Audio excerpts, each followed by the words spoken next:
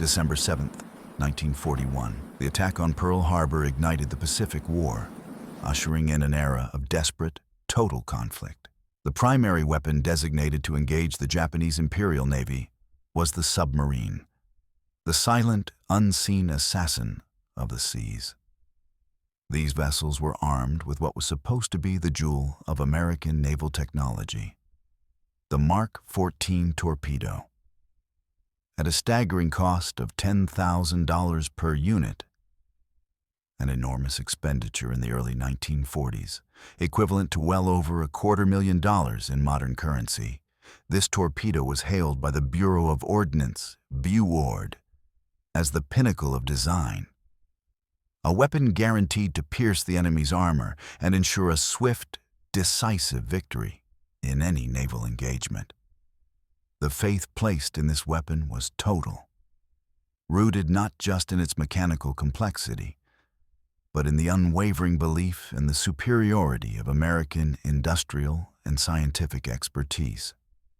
It was shipped to the fleet in vast quantities and ready for war. Yet, when the submarines finally slipped beneath the waves and located their targets, the valuable Japanese cruisers, carriers, and transports, the high hopes immediately turned into sickening confusion. Commanders were meticulous, firing according to the exacting standards set by BuOrd. They watched through their periscopes as the torpedoes tracked true, hitting the enemy vessels perfectly below the waterline. The expected explosion, the triumphant plume of water, never came. The torpedoes would either pass harmlessly beneath the keel, run off course, or, most devastatingly, strike the hull with a dull, anticlimactic thud, sailing off the other side.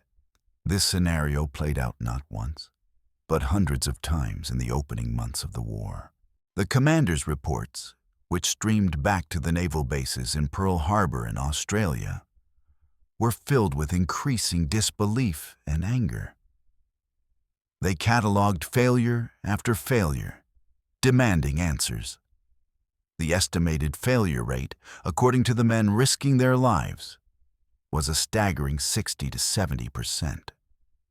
The true nature of the crisis was that the U.S. Navy had sent its fighting men into a total war armed with a magnificent decoy, a technologically advanced lemon. The cost of this failure was not just strategic, it was deeply personal, eroding the confidence of the silent service with every dud torpedo fired. The official response from Washington was immediate, yet completely misdirected. BuOrd, the designing agency, refused to even consider the possibility of a flaw in their engineering.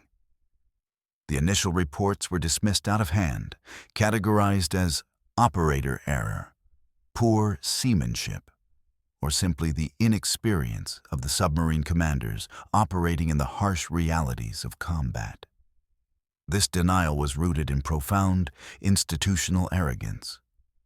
The engineers believed their calculations, performed in the quiet, sterile environment of the testing lab, held more weight than the life-or-death testimony of the men on the front line. The torpedo, therefore, was deemed perfect, and the sailors, by implication, were at fault. The consequences of this refusal extended far beyond the battlefield. Every failed attack meant a lost opportunity to shorten the war, to save American lives, and to stem the tide of Japanese expansion. The inherent strategic advantage of the submarine fleet, stealth, was being wasted, forcing commanders to take desperate risks just to survive. This systemic cover-up and denial initiated a deep-seated rift between the fighting men in the Pacific and the bureaucratic mind safe in Washington, D.C. A rift that would define the next 2 years of the war until the truth, paid for in blood and frustration, could no longer be ignored. The torpedo's first demonstrable failure, and the one most frustratingly denied by the Bureau of Ordnance, BuOrd, lay in its fundamental depth control mechanism. Naval specifications required the Mark 14 to run exactly at the settings specified by the crew. A torpedo set to 6 feet below the surface, aimed to hit a cruiser's waterline, was expected to track precisely at that depth. However, early field reports showed a terrifying consistency. The torpedoes were running far too deep, often between 10 to 12 feet deeper than specified. This margin of error transformed the weapon from an assassin to an irrelevant metal tube passing harmlessly beneath the enemy's keel. The target's Achilles heel remained untouched, protected by a tiny yet catastrophic calibration flaw. The sheer magnitude of this error suggested not a minor manufacturing defect, but a fundamental misunderstanding or deliberate miscalculation in the testing phase itself, highlighting the danger of relying on theoretical perfection over practical evidence. The initial disbelief quickly turned to certainty among the submarine crews who had their suspicions confirmed with every subsequent missed target. Their repeated desperate reports were the first casualties of the bureaucratic arrogance that pervaded Washington. Continue narration detailing the hydrostatic piston and BuOrd's insistence that the commanders were simply misreading their depth gauges, adding biographical context of early reporting commanders and the specific dangers of depth inaccuracy. The root cause was eventually traced to the hydrostatic piston, the component responsible for sensing water pressure and maintaining the set depth. Its calibration, based entirely on the solitary 1938 test, was fundamentally flawed. The pressure gauge was simply inaccurate, rendering every depth setting incorrect from the moment the torpedo left the factory. The officers in the field understood simple physics. They observed the results and knew their calculations were correct. Yet, the engineers in the quiet, safe halls of BuOrd, blinded by professional pride, insisted that the commanders were either incompetent or exaggerating the problem. This dynamic created an untenable situation. Men were risking their lives based on data they knew to be false. Forced to compensate for a flaw the Central Command refused to acknowledge. The psychological strain of this mandated self-doubt cannot be overstated, transforming the act of launching a torpedo from a calculated risk into an act of desperate, unscientific guesswork. Continue narration focusing on the strategic consequences of the depth flaw, citing specific numbers of lost opportunities and the psychological toll of watching the enemy escape unscathed due to an uncorrected known defect. The depth flaw was more than just a mechanical error. It was a symptom of a deeper institutional malady. It signaled that the Navy prioritized its internal chain of command and the sanctity of its engineering departments over the truthful feedback from the combat zone. This profound disconnect would continue to plague the submarine fleet until the commanders themselves were forced to defy orders and conduct independent, unauthorized tests to generate the physical proof necessary to break through the bureaucratic barrier, setting the stage for the next and equally fatal flaw to be exposed. The persistent failure of the Mark 14 exposed the corrosive culture within the Bureau of Ordnance. The central figure in this failure was often considered to be Admiral Ralph Christie, who, having been involved in the torpedo's development, possessed an almost zealous personal attachment to its perceived perfection. This pride transformed the Bureau into an impenetrable fortress against external criticism, effectively making it immune to the harsh truths emanating from the Pacific theater. To admit the torpedo was flawed was to challenge the professional integrity and career of every engineer and officer within BuOrd. a cost the institution was unwilling to pay, regardless of the mounting strategic toll. The rejection of field reports became policy, with every documented failure meticulously recategorized as an operational error rather than a design defect. Continue narration detailing the explicit orders from BuOrd dismissing field reports, focusing on the specific wording used to invalidate the claims of the submariners, such as lack of proper maintenance or inexperience with the new technology. The defense mechanism employed by BuOrd was ingenious in its simplicity. Discredit the source. The naval hierarchy, being what it was, meant that the reports of a frustrated submarine commander, often written under immense duress and life-or-death conditions, carried less weight than the internal memorandum of a high-ranking admiral in Washington. The Bureau's official stance placed the responsibility squarely on the shoulders of the men operating the equipment, forcing commanders to engage in elaborate, unauthorized tests simply to generate the objective, numerical data that BuOrd required to even consider the possibility of a flaw. This dynamic was a profound moral failure, creating a deep-seated resentment that festered between the forces fighting the war and the institution supplying them. The commanders, witnessing the true cost of the torpedo's failure in terms of human lives and lost ships, began to understand that their primary fight was not just against the Japanese, but also against the arrogance of their own high command. Continue narration focusing on the immense strategic costs during the early months of the war, when the torpedoes were known to be defective, citing lost opportunities against crucial Japanese targets that were successfully engaged but escaped due to the depth failure. Admiral Christie's unwavering stance became the defining barrier. It was only through the determined and almost rebellious efforts of commanders like Admiral Lockwood, who leveraged his political influence and undeniable operational success to force independent analysis, that the wall began to crack. Lockwood's refusal to accept BuOrd's narrative, his insistence on independent testing, and his willingness to risk the professional consequences of openly challenging the institutional authority were the necessary catalysts for change. The battle against the bureaucratic wall was ultimately won not by superior engineering, but by superior leadership and a refusal to let pride triumph over the grim reality of combat.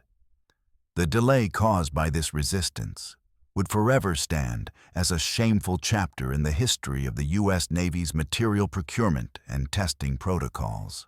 As commanders in the field began to compensate for the depth flaw, often by setting their torpedoes to an impossibly shallow 5 feet just to ensure a running depth near the waterline, they immediately encountered the second, far more insidious defect: the Mark VI magnetic exploder. This component was the technical marvel of the torpedo, designed to sense the subtle distortion of the Earth's magnetic field caused by the steel mass of the enemy ship. The goal was revolutionary: detonate beneath the ship's keel, breaking its back and ensuring a catastrophic, instant sinking, rather than relying on a direct, less fatal impact. Continue narration detailing the specifics of the Mark VI, its sensitivity, and the theory of detonation, appealing directly to the technical interests of the 60-plus audience.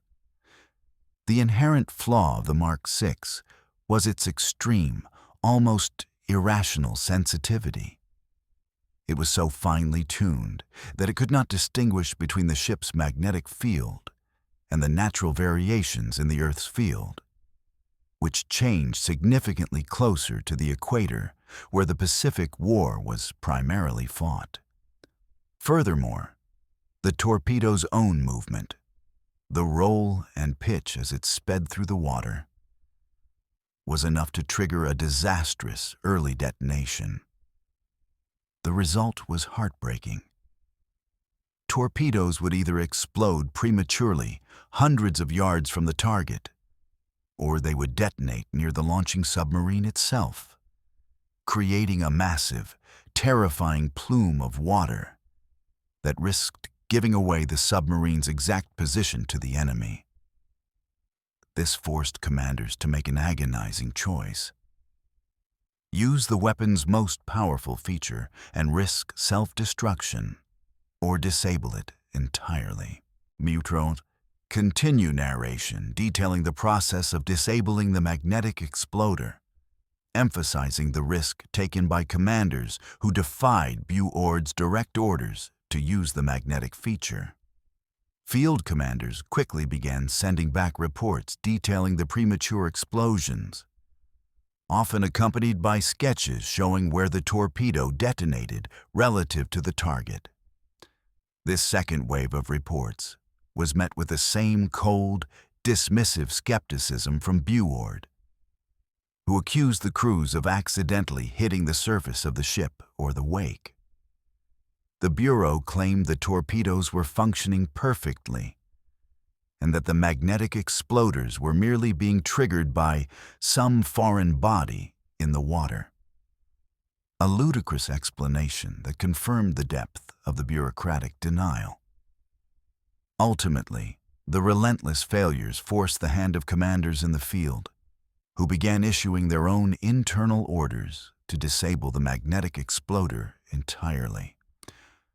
They reverted to the old-fashioned contact-only mode, sacrificing the potential for an instant kill for a slight chance of success.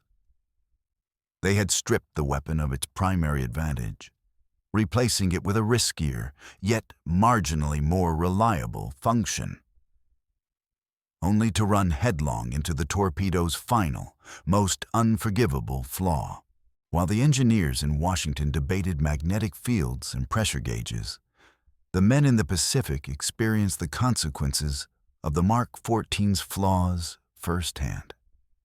This failure was not academic. It was paid for in courage wasted and strategic opportunities lost. The psychological toll on the crews was arguably as devastating as the mechanical failure itself. Submariners are trained for patience and precision, taught that every calculated shot must count. When that trust is betrayed, when the weapon they risk their lives to deploy fails, the sense of helplessness and betrayal is profound. They began to suspect every component, every dial, every calculation. The silent service, defined by its faith in technology, found its faith completely shattered by its own ordnance. Continue narration focusing on the psychological impact, citing specific examples of submarine commanders who were falsely blamed or prematurely relieved of duty because their low sinking numbers were attributed to incompetence rather than torpedo failure. The story of Commander Dudley "Mush" Morton of the USS Wahoo is a powerful testament to this toll. Morton, known for his aggressive and brilliant tactics, achieved legendary status, yet even his most audacious attacks were often marred by torpedo failure. The sheer frustration of firing a perfect spread only to watch the enemy sail away untouched led to desperate measures, often forcing commanders to abandon their stealth and surface their boats to engage in suicidal deck gun battles. An unthinkable risk for a submarine crew. These surface actions were a direct result of the lack of faith in the primary weapon, forcing the men to expose themselves to certain danger. Continue narration focusing on specific missions, perhaps citing the failed attacks by the USS S-27 or the repeated misses by the USS Tang, emphasizing the tangible strategic losses, the inability to sink critical troop transports or vital oil tankers. The crews became expert analysts of the defect, knowing precisely how to compensate for the depth issue and which exploder to distrust. They knew the truth long before BuOrd admitted it. This knowledge created a deep, festering resentment. One log entry famously encapsulates the mood. "The enemy is the Bureau of Ordnance. Our most dangerous foe is our own equipment." The war was prolonged, and thousands of additional lives were ultimately required because the men in the field were forced to fight with both the enemy and the arrogance of their own high command. The human dimension of this engineering failure remains the most tragic chapter of the Torpedo story, demonstrating the heavy price paid when institutional pride triumphs over the reality faced by the fighting man. The institutional deadlock meant that the solution would not come from the engineers in Washington, but from the commanders themselves, acting in open defiance of BuOrd. Admiral Charles Lockwood, head of the Submarine Force Pacific Fleet, became the driving force behind this rebellion. He was determined to generate irrefutable physical proof that the Mark 14 was defective, data that would shame the Bureau into action. This required immense political courage, as direct contradiction of BuOrd carried the risk of career termination.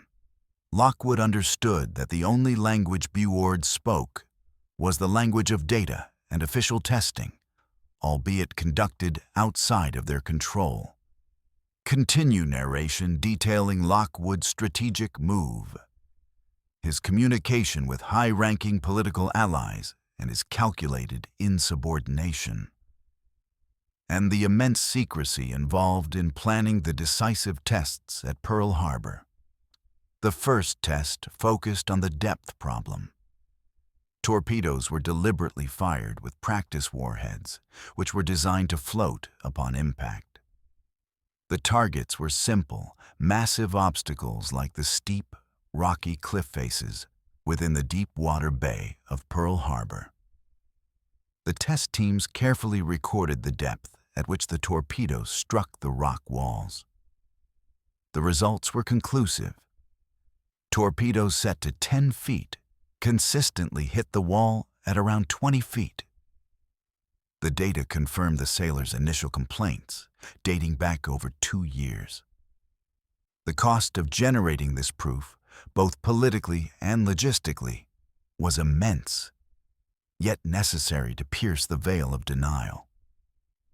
The data was sent back to Washington, accompanied by a terse, professional, yet deeply demanding message from Admiral Lockwood, who now had the objective truth on his side. Continue narration detailing the tests, ordered by Commander Lucian Schmidt, focusing on the magnetic flaw, emphasizing the danger of firing live ordnance at targets of opportunity to observe the results and the overwhelming evidence gathered. The most famous test involved the magnetic exploder. Torpedoes, with dummy warheads, were fired at steel nets and at the sides of hulks. The explosive results were minimal and often completely absent. Yet the magnetic exploder was prone to triggering too early or failing completely. This irrefutable evidence, gathered through meticulous, unauthorized, and dangerous field experimentation, finally exposed the full catalog of the Mark 14's flaws. It ran too deep, its magnetic exploder was useless, and as they would soon discover, its contact mechanism was equally prone to failure. The battle to prove the torpedo was defective had consumed countless man-hours and immense resources. But the victory of competence over bureaucracy was finally at hand. With the depth corrected and the magnetic exploder disabled, commanders believed they had mitigated the Mark 14's core issues. However, the failures continued, albeit less frequently. This pointed to the final, most baffling component flaw: the contact exploder. This mechanism was the weapon's last resort, designed to trigger the warhead upon direct physical impact with the enemy hull. But even in this fundamental function, the torpedo failed, earning the notorious nickname, the fish that won't fight. Commanders reported direct hits that resulted in nothing more than a dull metallic clang, followed by the sight of the unexploded torpedo sailing off the other side of the enemy ship. The psychological toll of this final failure was arguably the worst, as it proved that even the most perfect shot could be nullified by a microscopic engineering blunder. Continue narration, detailing the specifics of the contact exploder, explaining its simplicity relative to the magnetic exploder, and emphasizing the sheer illogical nature of its failure. A simple pin failing to hit a simple cap. The fault lay in a small, yet critical component, the firing pin. This pin was constructed of a brittle, low-quality metal. When the torpedo struck the heavy steel hull of an enemy vessel, the sudden, immense force caused the firing pin to crumple, bend, or shatter entirely, rather than pierce the detonator cap as intended. The impact force, instead of arming the weapon, was absorbed by the pin itself, rendering the multi-million-dollar torpedo inert.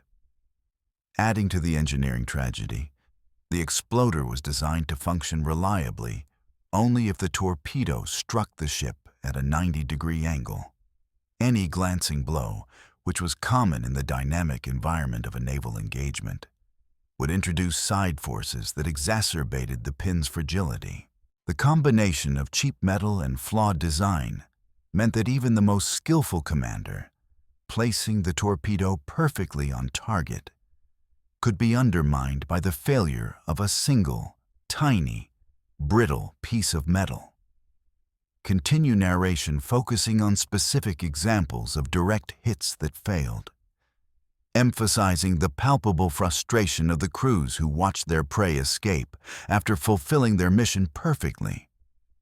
The three flaws, the depth, the magnetics, and the contact pin, created a trifecta of failure that defined the US submarine campaign for its first 2 years.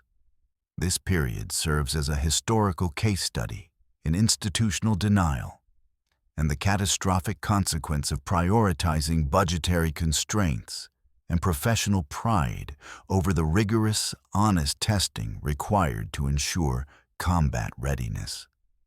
The ultimate fix, as we will see, did not come from a multi-million-dollar redesign, but from the simple ingenuity of the enlisted men who learned to modify and repair the weapon on the unforgiving decks of their submarines. While BuOrd continued its agonizing internal debate, the fighting men of the Pacific, already operating outside the established rules of engagement, decided to write their own after-action report. They knew the war could not wait for Washington to overcome its pride. The solution, as with the depth flaw, came from the deck plates, from the ingenuity, courage, and desperate need for survival exhibited by the torpedo mechanics and gunners. These enlisted men, many with only high school education but possessing profound practical skill, began performing unauthorized field modifications on the multi-million-dollar weapon. They understood the firing pin's flaw better than the engineers who designed it. Continue narration focusing on the specific, hands-on, unauthorized fixes, emphasizing the risk of court-martial for tampering with ordnance, but the greater risk of using a broken weapon. The primary goal was simple: make the firing pin stronger and more reliable. Mechanics used basic tools, files, wrenches, and spare metal to physically reinforce the firing pin or sharpen its point to ensure it would punch through the detonator cap instead of crumpling. Some crews experimented with adding hardened washers or replacing the brittle components with more robust materials salvaged from other equipment. These unauthorized workshops, often cramped and dimly lit inside the submarine's torpedo room, became the true innovation hubs of the U.S. Navy. Commanders, knowing the modifications were necessary for survival and effectiveness, looked the other way, providing quiet support and materials to their resourceful crews. Continue narration, focusing on the story of specific commanders who supported the illegal fixes, emphasizing the trust and defiance required to operate outside the chain of command. These mechanic-driven innovations quickly began to pay dividends.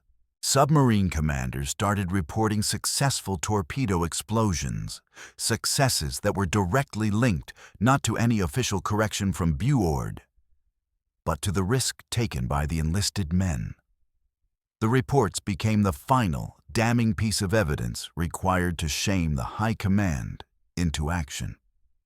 The field mechanics had solved the most critical engineering problem of the Pacific War using nothing more than grit, skill, and defiance. Their unauthorized work saved countless lives and marked the true turning point in the submarine campaign. The victory belonged not to the admirals, but to the enlisted men with the files and the courage to challenge a flawed system. The willingness of the mechanics to risk their careers highlights the profound moral failure of the Bureau of Ordnance. Continue narration focusing on the immense strategic significance of these small, unofficial fixes, how they stabilized the campaign and enabled the later sinking records. By the close of 1943, the combination of irrefutable test data from commanders and the undeniable success of the field modifications finally broke the bureaucratic deadlock. The mounting political pressure, stemming from a realization of the enormous cost in lives and strategic advantage, forced BuOrd to submit to a complete, official after-action report. The conclusion was humiliating for the Bureau. The failure of the Mark 14 was comprehensive and rooted entirely in flawed design and testing protocols. Admiral Christie was eventually removed from his command of the Bureau of Ordnance, a clear indication of the institutional failure. The Navy finally admitted that the men in the field were right all along. Continue narration detailing the swiftness of the official correction once the admission was made, emphasizing the contrast between the 2 years of denial and the rapid 4 months of official redesign. The official fix was a massive undertaking, requiring the redesign and refitting of thousands of torpedoes. The depth-setting calibration was immediately corrected to reflect the real-world performance of the hydrostatic piston. The unreliable magnetic exploder, the crown jewel of the torpedo program, was permanently abandoned and removed from all future production. Most importantly, the official redesign incorporated the ingenious, unauthorized modifications developed by the enlisted men, particularly the reinforced, stronger firing pin for the contact exploder. The lessons learned on the decks of the submarines, under the threat of Japanese destroyers, were finally adopted as the standard for the entire fleet. Continue narration focusing on the production ramp-up, the shift in factory morale, and the massive logistical effort required to retrofit the thousands of existing defective torpedoes still sitting in warehouses.